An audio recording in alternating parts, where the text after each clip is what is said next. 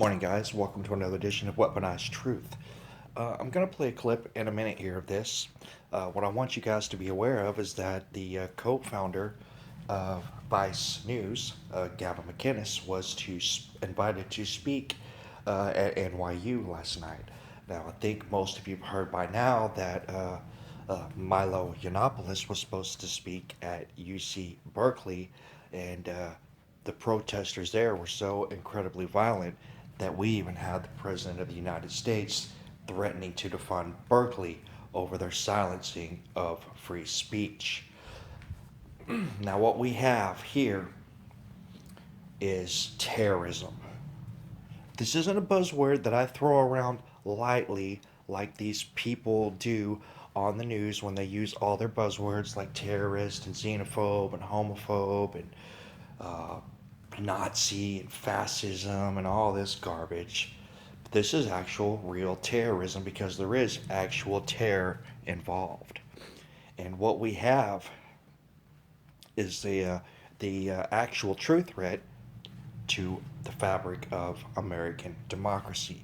One of the greatest things in America that attracts people from all over the world to wanting to live in America is free speech. You would think in this day and age that everybody would have it, but that is by no means the case. And the great thing about America is you can pretty much say whatever you want so long as it does not violate someone else's rights. And that is pretty hard to do. And of course, this would refer to things like false defamation of character and stuff like that. Now, what we have here, and now, don't get me wrong, I understand that the rules are changing. They're censoring people right and left. People are going to jail for Facebook posts, and it's getting a bit preposterous. What we have here is these social justice warriors. That's what they're calling them, but they're not social justice warriors. They're terrorists. These people want to go out and silence people's free speech. Now, as you'll see in this video, they will try to tell those reporters that they're just exercising their free speech by protesting, but what they're actually doing is they're using terroristic threat and actual physical harm, violence, and everything from fireworks to fires to explosives to bombs to mace. Like, these people are all using this stuff to terrorize people until these events end, and essentially taking away their right to free speech. Free speech does not allow for you to silence someone else's freedom of speech. This is not freedom of speech. This is terrorism, when you're scaring people and injuring people to the point where they finally leave, where they are in fear for their own lives. This is by definition terrorism. And they don't even tell you the whole full story in this report. It's pretty gross the way they kind of portray it, in my opinion. But let's go ahead and play a clip so you guys can see what happened at NYU last night.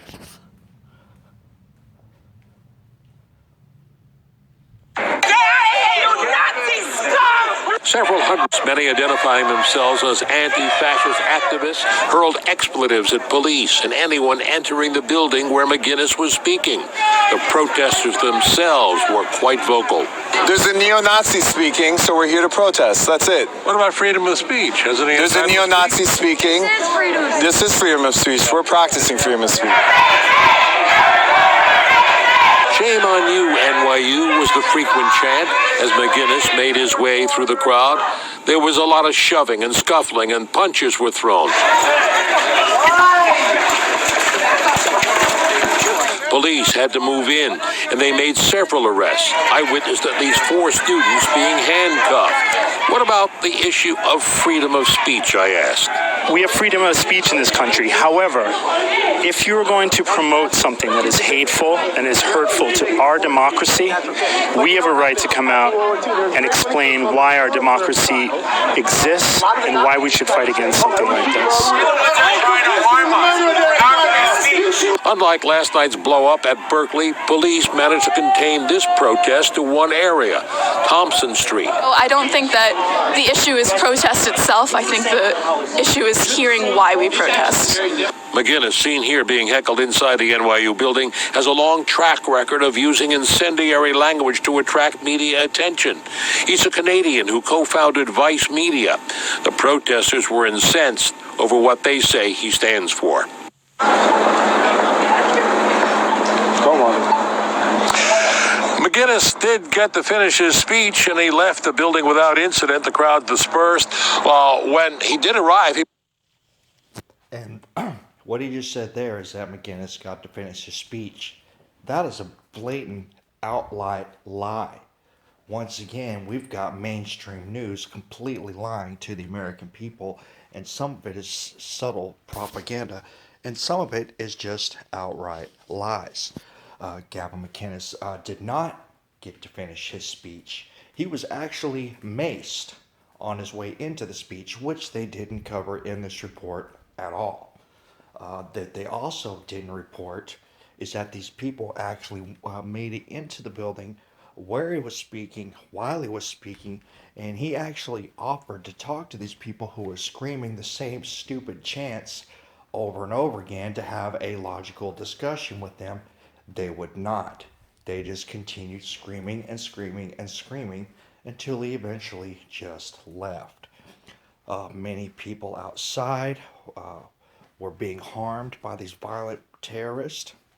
11 people were actually arrested, which is actually an improvement considering in UC Berkeley, the police did basically nothing to stop these terrorists from stopping free speech.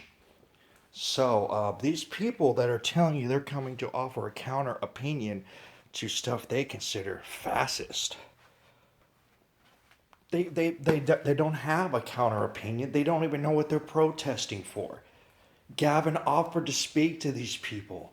He wanted to have an open discussion. He wanted to have a healthy debate, but they just decided they were just going to scream until they could silence him from speaking. This is terrorism. Now I call on our president to do something about this. Obama created the whole separate division of the government just to handle domestic terrorists because apparently the Department of Homeland Security was not up for the task for handling terrorists abroad and domestically. These people are terrorists. When you're using violence to silence people's freedom of speech, that is the real threat to American democracy, and that is something that needs to be addressed, and it needs to be addressed swiftly. I don't know when people suddenly thought that it was okay in your rights of freedom of speech to call for the assassination of the President of the United States. But we've heard it from the government, we've heard it from the media, we've heard it from Hollywood, and it's coming out of everywhere. This needs to come to a stop. Even under Obama's 8-year rule and all the ridiculous things he did to oppress the American people, I don't recall anybody, not one person, and I'm sure there was a couple of nut jobs out there, that would call for the assassination of Obama. Because that's just not what America is all about. And all of a sudden, apparently, these same people who want to tell you that blocking refugees who want to kill us is destroying the fabric of America don't want you to believe that threatening to assassinate the President of the United States is the same thing. When it's exactly what they're doing. They're actually doing what they're saying they're doing, and things that they're saying that's actually destroying the American fabric of our democracy is not true at all. It's not true at all. It's their actions alone are the things that are destroying this country. And it's time we put a stop to it. Maybe he needs to send some of these people over to a quick little trip over to Guantanamo Bay and see what we do to terrorists in this country.